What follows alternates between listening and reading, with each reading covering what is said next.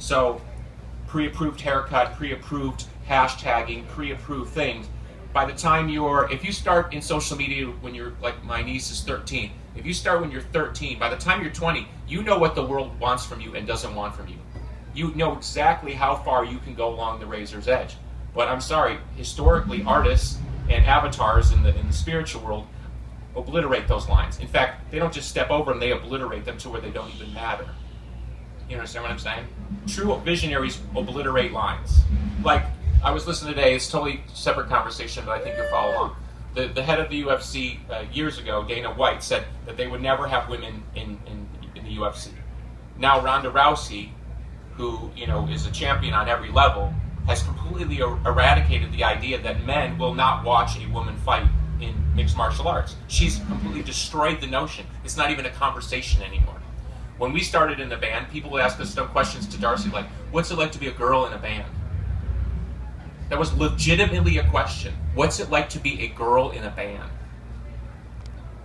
I mean, we would be like, how offensive that is.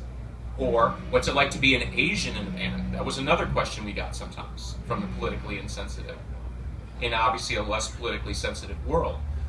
Those are relevant questions now. So my point is, artists will eradicate those things so that's not even a question. 20 years from now, 30 years from now, people will not be sentimental about the guitar. They'll be as sentimental about the guitar as they are about the saxophone. Seriously. It's just an instrument. That's the whole point. It's an instrument. The real instrument is the human spirit. And how the human spirit expresses itself through technology or, on a piece of wood that's the real power. You don't get another question. Anybody else? Yeah, thanks. I got hired by TNA Wrestling to be in the creative department, and I also produce television segments now. So I have an official job outside of this job. Yeah. And it's really funny. It's just the world we live in. There was a thing today. I saw a fan tweeted it. In Vegas, this guy had written this article that 10 reasons why Billy Corgan and Marilyn Manson are still embarrassing themselves, or something like that. And one of the bullet points was one for Manson. One was that he wears a grill, which I think that's pretty cool actually. And then one for me was that I work for a wrestling company, and I thought it was really funny because it's a wrestling company that employs, I don't know, at least 50 or 60 people. They're an international company that is on, I believe, in 121 countries. So they routinely draw an audience somewhere probably between 1 million and 1.5 million people weekly to their television programming. I'm learning how to produce television. I'm learning how to write for television. I'm working for a major company, and why would if I worked for a rocket ship company, would anybody make fun of it? It's funny that it's a culture that will diminishes accomplishment, and if you do something you love, that you must be stupid if they don't agree with it. And the fact that you would want to learn something outside your skill set is also a sign of stupidity, because obviously being famous is the most awesome thing in the world, and I should just worry about being famous all the time. So I'm quitting the wrestling company and I'm just going to try to do this better for you. Anybody else? Digital. Ask yourself, does that person do something? And I don't mean, do they have a nice job? I mean, do they build something? Are they actually affecting positive change in the world? If you affect positive change in the world, you tend to watch what you say. You tend to not pull out a knife and go, because you actually understand what it takes to build something. So you have some tenor. And the beautiful thing is, particularly on my Twitter account, I see a much more positive conversation.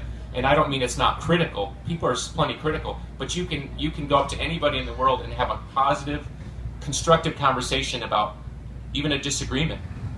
This bourgeois internet culture where people amassed kind of social capital by being cruel. And now I got the new thing where it's like, God forbid somebody says something racist, sexist, misogynist. Ooh, here they come. I had a guy pull out a clip the other day because I don't even remember the incident. I referred to a fan as gay. So now that's a thought crime, because I called somebody gay. Well, in the culture I grew up in, calling somebody gay was like, oh, you're gay.